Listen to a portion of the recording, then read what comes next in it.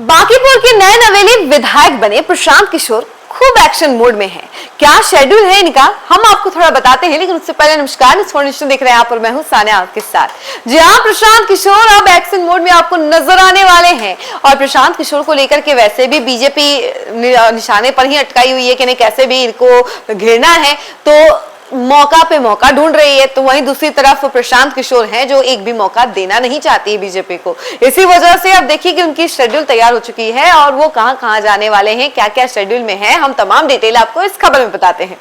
बांकीपुर की गलियों में अब सिर्फ वादों की नहीं, सीधे संवाद की तैयारी है। विधायक बनने के बाद प्रशांत किशोर अब एक्शन मोड में आने वाले हैं।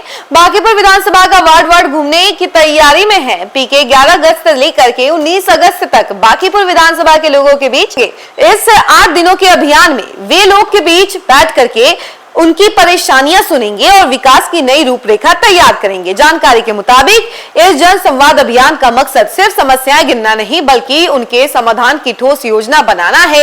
जल जमाव, टूटी सड़कें, स्वच्छता की व्यवस्था और स्वास्थ्य सुविधाओं की कमी जैसे मुद्दों पर स्थानीय लोगों से सीधे सुझाव लिए जाएंगे।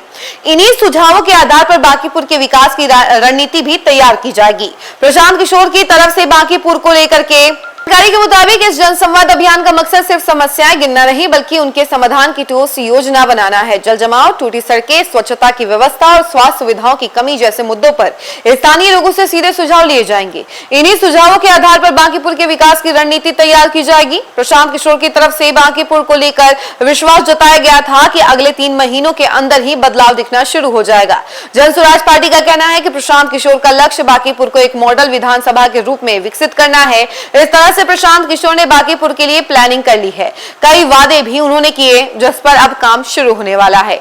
11 अगस्त वार्ड नंबर 15, 18 और 40, 12 अगस्त वार्ड नंबर 19, 22, 23 और 26, 13 अगस्त वार्ड नंबर 29, 16, 39, 14 अगस्त वार्ड नंबर 17, 18 और 25, 16 अगस्त वार्ड नंबर 30, 24, 27, 17 अगस्त वार्ड नंबर 28, 31, 35 और 21, 18 अगस्त को वार्ड नंबर 37, 42 और 36। इसके अलावा 19 अगस्त को वार्ड नंबर 41। दूसरी तरफ भाजपा ने बांकीपुर उपचुनाव में मिली हार पर मंथन किया।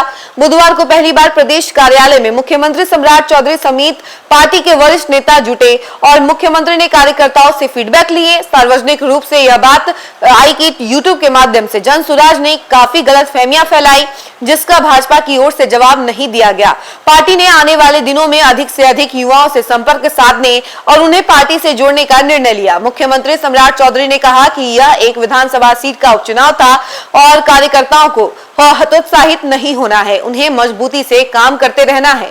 ये तमाम बातें जो हैं वो निष्कर्ष से निकल करके सामने आई है। वो बीजेपी की जो बैठक हुई थी, आत्म मंथन के लिए जो बैठक हुई थी, उसकी सारी डिटेल जो है सामने आई। उसके बाद हमने आपको बताया कि कैसे अभी प्रशांत किशोर जो है आपको एक्शन मोड में नजर आने वाले हैं। 11 से लेकर के 19 अगस्त तक वो पूरी तरीके से बिजी रहने वाले हैं। लोगों से मिलेंगे, जनसंवाद करेंगे और उन तक अपनी बातें पहुंचाएंगे, उनकी बातें सुनेंगे और सभी कमियों को दूर करने की कोशिश करेंगे। और उनकी जो बातें हैं कि नहीं वो बांकीपुर को 3 महीनों के अंदर बदलेंगे, तो वो बातें जो है वो पूरी करने के लिए लगातार प्रयास करते रहेंगे। इस खबर में फिलहाल इतना ही। ऐसी तमाम अपडेट के लिए जुड़े रहे हमसे और देखते रहे न्यूज़4नेशन। धन्यवाद।